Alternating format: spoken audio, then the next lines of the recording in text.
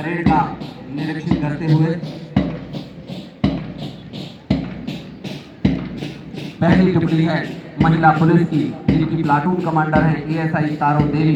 दूसरी टुकड़ी है हरियाणा पुलिस के जवानों की, प्लाटून कमांडर है एएसआई गुरदेव सिंह जी। होमगार्ड पुरुषों की टुकड़ी है, प्लाटून कमांडर है अमरजीत सिंह जी।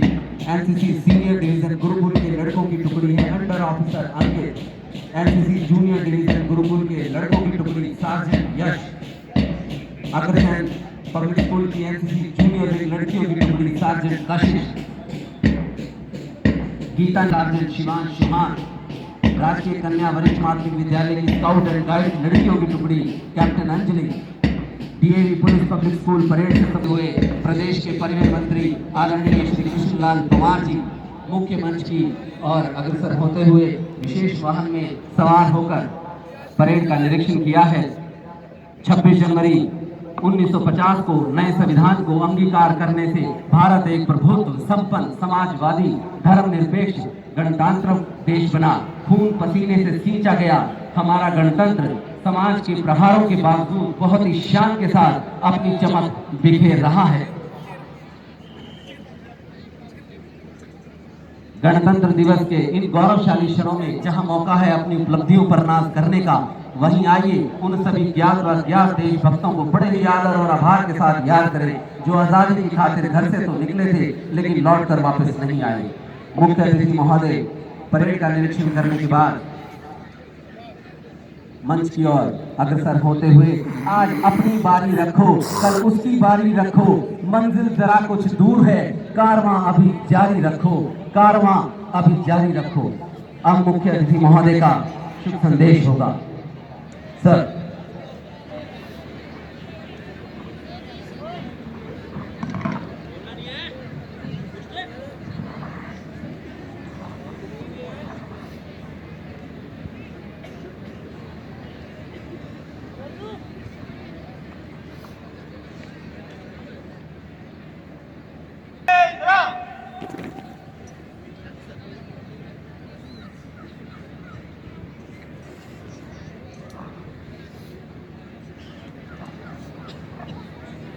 आदरणीय स्वतंत्रता सेनानीगण,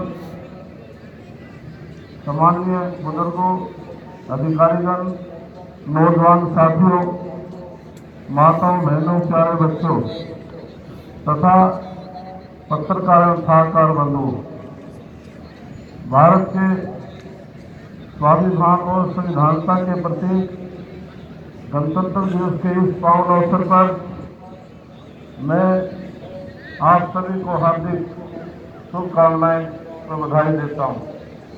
इसके साथ ही देश की आज़ादी एवं सुरक्षा के लिए अपने प्राणों को न्यौछावर करने वाले सभी ज्ञात व अज्ञात शहीदों को श्रद्धांजलि अर्पित करता हूं और उपस्थित स्वतंत्रता सेनानियों और शहीदों के परिजनों को सादर नमन करता हूं। बाबा साहेब डॉक्टर भीमराव अम्बेडकर के बनाए गए संविधान भारत के प्रत्येक नागरिक को बराबरी का अधिकार प्राप्त हुआ है। देश के नवनिर्माण में महात्मा गांधी, डॉक्टर श्यामा प्रसाद मुखर्जी, पंडित दीनदयाल उपाध्याय, पूर्व राष्ट्रपति missile man doctor APJ Abdul Kalam, लौह पुरुष सरदार वल्लभ भाई पटेल, पूर्व प्रधानमंत्री लाल बहादुर शास्त्री तथा श्री अटल बिहारी वाजपेयी सहित अनेक राष्ट्रभक्तों ने महत्वपूर्ण भूमिका निभाई है। देश हित में इसके योगदान को सभी भुला नहीं जा सकता। आजाद के भारत के कालखंड में आपने अनेक प्रधानमंत्रियों को देखा है, परंतु देश के इतिहास में पहली बार लोकप्रिय एवं ओजस्वी प्रधानमंत्री नरेंद्र मोदी जी के चमत्कारी नेतृत्व का आज दुनिया लोहा मान रही है।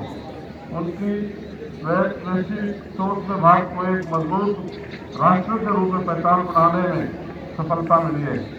इसी क्रांतिकारी बदलाव में देश के करीब 65% युवाओं का समर्थ सहयोग प्राप्त हुआ है। आज मुझे कहते हुए बड़ा गर्व हो रहा है कि मोदी जी ने नेतृत्व में भारत को श्रेष्ठ भारत से नव भारत का अपना सपना साकार हो रहा है। केंद्र सरकार द्वारा सामान्य SC, ST, OBC, किसानों, युवाओं, महिलाओं तथा आत्मनिर्भर बनाने के लिए startup India, stand up India, Jan Dhan योजना, makeup in India, digital India, प्रधानमंत्री आवास योजना जैसी 100 सरकारी योजनाओं का शुरुआत की। केंद्र सरकार ने संविधान में संशोधन करके देश में इतिहास की पहल और बराबरी सर्वपाक्षिक आधार पर 10% आरक्षण दिया है, जो कि 1 फरवरी से पूरे देश में लागू हो जाएगा। इस आरक्षण का लाभ पहले लाभ लेने वर्गों पर कोई असर नहीं पड़ेगा। देश के सभी संप्रदायों सहित प्रदेश में जाट, त्यागी, बिश्नोई, ब्राह्मण, बनिए, पंजाबी, राजपूत व अन्य सभी सर्व जातियों के नौकरियों एवं शिक्षण संस्थानों में के एडमिशन में आरक्षण का लाभ मिलेगा। हमारी सरकार ने जहां SC, ST अधिनियम को मजबूत किया है, वहीं OBC के लिए अलग से OBC आयोग का गठन किया है।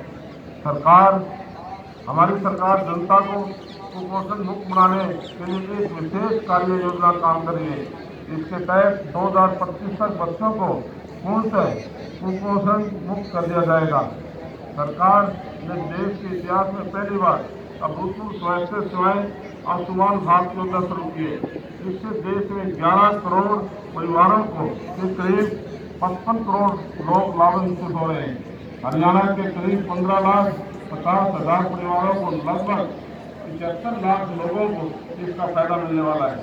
अब कोई भी व्यक्ति हरियाणा में केंद्र सरकार के पैनल से पंजीकृत किसी भी निजी अस्पताल में फ्री इलाज करवा सकता है। इसके तहत मरीजों को 5 लाख रुपए की वार्षिक निःशुल्क चिकित्सा सुविधा दी गई है। हमारी सरकार ने किसानों की खुशहाली के लिए प्रधानमंत्री कृषि सिंचाई, प्रधानमंत्री फसल बीमा योजना शुरू की है। इस फसल बीमा योजना के तहत राज्य में 5,98,000 किसानों को करीब 11 से 27 करोड़ रुपए का मुआवजा के तौर पर बांटे गए। इसके अलावा धान, ज्वार, बाजरा, कनक सहित 14 फसलों न्यूनतम समर्थन मूल्य में लगभग मूल्य के 1.5 गुना से अधिक बढ़ोतरी की गई है। हमारी सरकार ने 31 दिसंबर 2005 के बाद सरकारी नौकरी में आए कर्मचारियों को नेशनल पेंशन स्कीम NPS के सरकारी अंशदान के 10% से बढ़ाकर 14% कर दिया है। इससे राज्य के कर्मचारी हजारों कर्मचारियों के लाभान्वित हुए। प्रधानमंत्री जन धन योजना के तहत लोगों की उनके गांव में स्थित पोस्ट ऑफिस को भारतीय पोस्ट पेमेंट बैंक बना दिया है।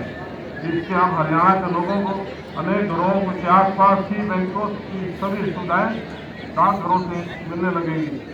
देश में प्रदेश में भ्रष्टाचार का दल से निकालने के लिए हमने प्रदेश में 485 सेवाओं को ऑनलाइन किया है। हमारी सरकार ने आम जनता के अनेक टैक्सों में सत्कर्म से निकालने के लिए केवल एक GST टैक्स प्रणाली लागू की है। इससे देश भर में एक राष्ट्र, एक बाजार, एक टैक्स व्यवस्था लागू होने से महंगाई के दर में कमी आई है। हमारी सरकार ने साफ जल, सस्ती ऊर्जा, किफायती मकान तथा औद्योगिक विकास विशेष बल दिया है। माननीय मुख्यमंत्री मनोहर लाल के नेतृत्व में हरियाणा सरकार ने सबका साथ सबका विकास के मंत्र पर चलते हुए हरियाणा में एक श्रेष्ठ राज्य बनाने का संकल्प लिया है। इसके लिए सरकार ने खेल, शिक्षा, स्वास्थ्य, बिजली, कानून व्यवस्था, समाज कल्याण, उद्योग, रोजगार तथा अदालत सूचना सहित अन्य क्षेत्रों में अनेक जनहितैषी कार्य निर्णय लिए हैं। प्रदेश में कानून व्यवस्था को चुस्त दुरुस्त करने और महिला अपराधों को नियंत्रण करने के लिए ब्लॉक स्तर पर महिला पुलिस थाने, ऑनलाइन FIR दर्ज की सुविधा, Durga rapid action force, Durga शक्ति वाहिनी तथा दुर्गा शक्ति ऐप की शुरुआत की है। इसके अलावा देश में सबसे पहले हमारी सरकार ने हरियाणा में 12 वर्ष से कम आयु की लड़कियों के साथ यौन अपराध करने वाले दोषियों को मृत्यु दंड देने का प्रावधान किया है। प्रधानमंत्री नरेंद्र मोदी जी द्वारा 2015 में पानीपत की भूमि पर दिए गए बेटी बचाओ बेटी पढ़ाओ इधर आ जाओ अभियान बेटा। के तहत हरियाणा में वरिष्ठ नहीं कर सकेगी। शुरू कर ये कार्य किया है। आज हरियाणा में लिंग अनुपात 914 है। जब नहीं तो उठा दूंगी इसको। पानी बेटा आ जा, तू इधर आ जा, स्वेटर निकाल के यहाँ बैठ जा। 832 लड़कियां थी।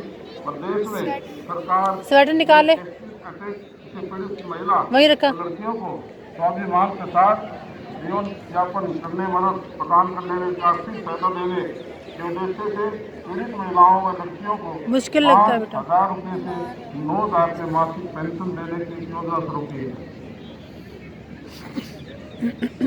इसके अलावा ऐसी पीड़ित महिलाओं को तो एवं बाल विकास विभाग द्वारा उपचार के लिए 50,000 रुपये 3 लाख रुपये की आर्थिक मदद का प्रावधान किया है।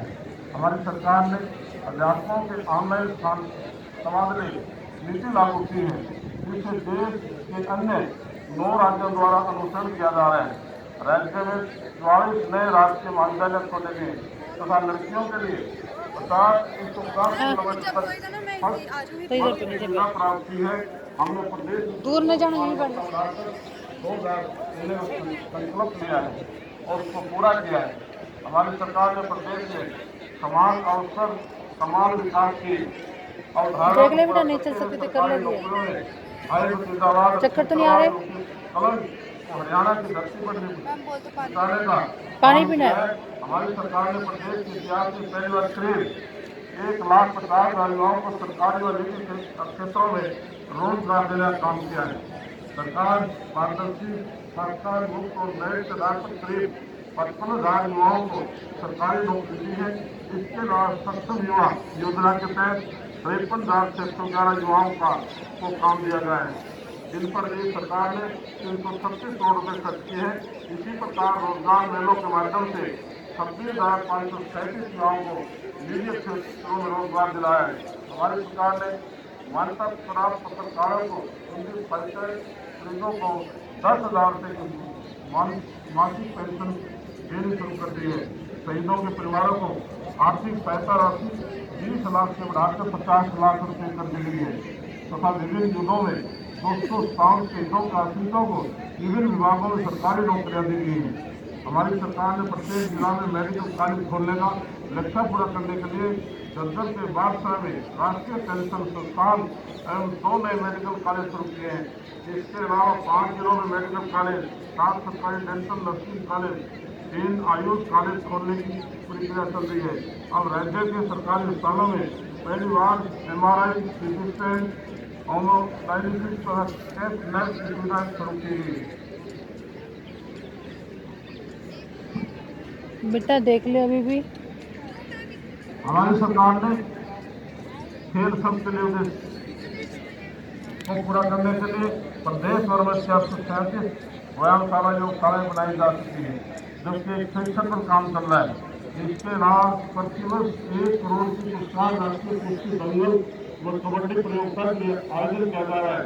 राज्य में अनेक खिलाड़ियों को योग्यतानुसार क्लास A और B की नौकरी दी जा चुकी है। शेष प्रक्रिया चल रही है, जबकि हरियाणा सरकार ने ऐलान किया है कोई भी बच्चा ओलंपिक में गोल्ड मेडल लेकर आएगा तो हरियाणा सरकार की तरफ से उसको 6 करोड़ के नगद इनाम राशि दी जाएगी और उसको HCS स्पोर्ट्स या SCS स्पोर्ट्स की उसको नौकरी दी जाएगी। दूसरा स्थान प्राप्त करने वाले को, मेडल लेने वाले को 4 करोड़ की नगद राशि और उसको क्लास 2 अधिकारी में लगाया जाएगा। इसी प्रकार से हमारा जो थर्ड मेडल लेने वाले बच्चे को 2.5 करोड़ की उसको नगद इनाम राशि उसको नौकरी दी जाएगी। और स्टाफ सिलेक्शन कमीशन में हमने जो युवा साथी जो स्पोर्ट्स के हैं उसका 3% का अलग से आरक्षण रखा है। आयुर्वेद विभाग हरियाणा देश का पहला केरोसिन मुक्त NPT युक्त राज्य बनाया गया है। इसके तहत प्रदेश में पैर हिला लो, मूवमेंट कर लो पैरों की, परिवारों को अंगूठों की, उंगलियां दबा इसमें पैरों में। हमारा गाँव जगमग गाँव योजना के तहत तुम भी मूवमेंट करते रहो बेटा, पैरों में हिलना नहीं है। समय पर बिल भरने वाले सामने देखो। 254 गाँव को 24 घंटे बिजली देने की व्यवस्था की है। प्रदेश में मनोहर ज्योति नाम नई योजना तहत 2022 तक 4,000 मेगावाट ऊर्जा चलने का लक्ष्य है। और इसके अलावा माननीय मुख्यमंत्री ने हाल ही में एक नोटिफिकेशन जारी किया है कि हरियाणा प्रदेश में जो डोमेस्टिक सप्लाई है, कोई व्यक्ति 1 यूनिट से 200 यूनिट तक 1 महीने में बिजली खर्च करेगा। पहले हम 4 के 50 पैसे प्रति यूनिट के हिसाब से बिल लेते थे, लेकिन अब उसको आधा कर दिया है, 43.7% कम किया है। अब 200 यूनिट का जो डोमेस्टिक सप्लाई घरों में आप बिजली कंज्यूम करेंगे, अब आपको 4.5 रुपये प्रति यूनिट की बजाय 2.50 रुपये प्रति यूनिट आपसे बिल दिया जाएगा, जो कि हमने आधा कर दिया है। हरियाणा में कुंडली पलवल मानेसर एक्सप्रेस तो दिल्ली मुखपुरा रोड चौक पानीपत में 12 मार्ग की सड़क का सोनीपत से गोवाड़ा जींद रेलवे मार्ग निर्माण सहित अन्य कार्यों करीब 5500 करोड़ 8500 करोड़ रुपए खर्च किए जा रहे हैं। इसके साथ प्रधानमंत्री नरेंद्र मोदी द्वारा सोनीपत में प्रदेश में पहली रेल और मरम्मत फैक्ट्री आधारशिला रखी गई है। वर्तमान सरकार के कार्यकाल में हर व्यक्ति को छत मुहैया कराने के उद्देश्य से आवास बोर्ड द्वारा विभिन्न वर्गों के लिए 19,356 फ्लैट का निर्माण कार्य पूरा किया है। इससे 18,115 AWS मकान, बीपीएल परिवारों को 1240 मकान अन्य वर्गों के लिए हैं। प्रदेश में 552 विभिन्न श्रेणियों के मकानों का निर्माण प्रगति पर चल रहा है, जिसमें लगभग 1360 मकान आर्थिक रूप से कमजोर के 3289 लोगों के लिए किया गया था। 613 मकान अन्य वर्ग के लिए है। हरियाणा शहरी विकास विभाग द्वारा 27 एकड़ भूमि करनाल, सिक्का, कच्ची दादी, दुलाना, AWS तथा दूसरे वर्गों के निर्माण के लिए आवंटित की है।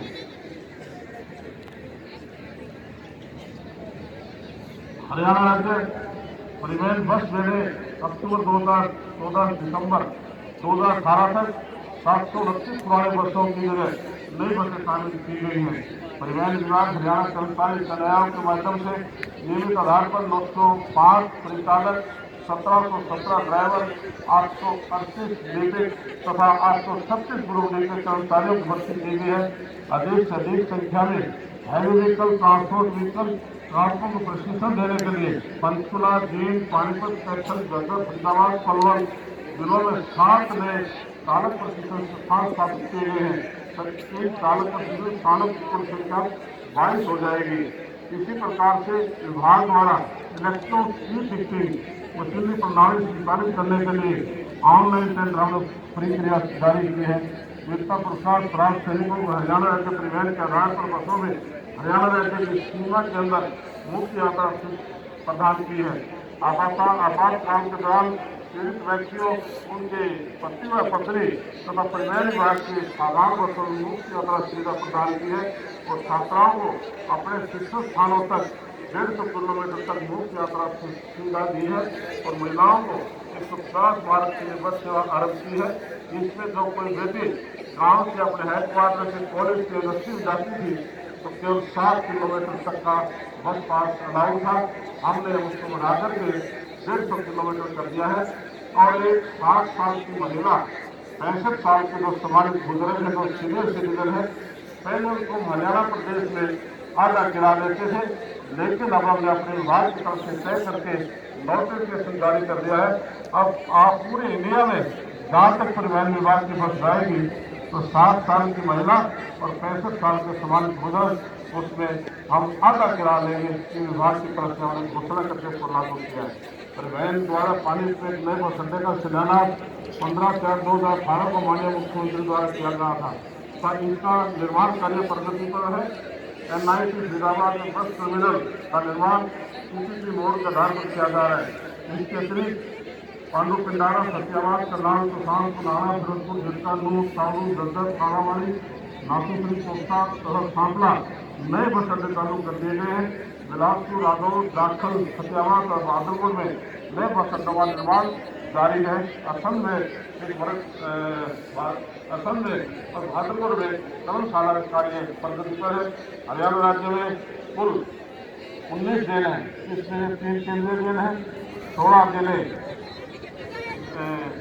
हैं तथा वर्तमान में पानीपत, रेवाड़ी 9 नई जेलों का निर्माण किया जा रहा है। इसके अतिरिक्त भविष्य में जिला पलवल पंचकुला सत्यावान हांसी तरसी दादरी तक कैथल में जेलों में निर्माण योजना जारी है। हरियाणा राज्य में जिला जेल करनाल और फरीदाबाद में ओपन एयर जेल स्थापित किया जा रहा है। जिसमें जिला अम्बाड़ा, सिरसा, करनाल, गुरुग्राम, फरीदाबाद जेलों में बंदियों की उच्च शिक्षा के लिए इंदिरा गांधी ओपन यूनिवर्सिटी केंद्र स्थापित किए जा चुके हैं, ताकि रिहाई के बाद बंदियों को रोजगार अवसर प्रदान हो सके।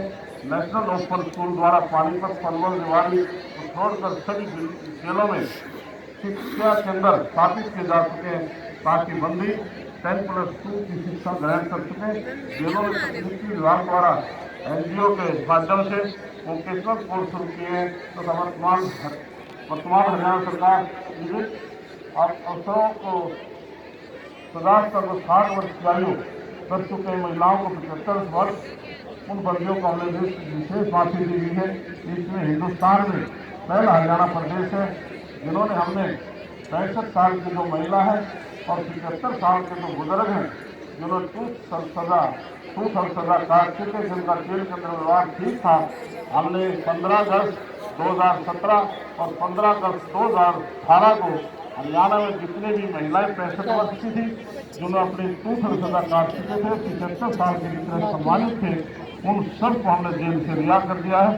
एक ओपन एयर जेल जो हरियाणा में हम शुरुआत करने जा रहे हैं, पायलट प्रोजेक्ट को करनाल और फरीदाबाद में कोई भी बंदी है जेल से बाहर एक अलग से कैंपस हम स्थापित कर रहे हैं। उसमें अपने बच्चों के साथ वो बाहर रह सकेगा। दिन भर वो किसी एग्रीकल्चर फार्म पर, किसी गाँव की दुकान पर, पेट्रोल पंप पर वो नौकरी करेगा और शाम को अपने बच्चों के पास आ जाएगा। और पायलट प्रोजेक्ट पर हमने करनाल में गौशाला भी हमने खोलने के लिए आधारशिला माननीय मुख्यमंत्री से कराई है। इस प्रकार से जेलों के अंदर कार्य चल रहा है और मुझे कहते बड़ा हर्ष हो रहा है कि विकास कार्यों के उपरांत देश के प्रधानमंत्री नरेंद्र मोदी जी के नेतृत्व में हमारी केंद्रीय राज्य सरकार कोई भ्रष्टाचार का दाग नहीं लगा है। इस दौरान हरियाणवी एक का अवधारण को पूरा करने के लिए प्रदेश में 2.5 करोड़ जनता को एक सूत्र में बांधने का सफल प्रयास किया है। हमारी सरकार ने हरियाणा के लोगों को आशाओं को पूरा करने के लिए भरसक प्रयास किया है और भविष्य में करेगी। अंत में गणतंत्र दिवस के इस पावन अवसर पर आप सबको उन्हें बधाई और शुभकामनाएं देता हूँ और सभी बहन भाइयों से अपेक्षा रखता हूँ कि आप राष्ट्रीय एकता अखंडता को बनाए रखने के लिए सदाचार, ईमानदारी, नैतिकता से देश के नव निर्माण में अपना अमूल्य योगदान देते रहेंगे। धन्यवाद।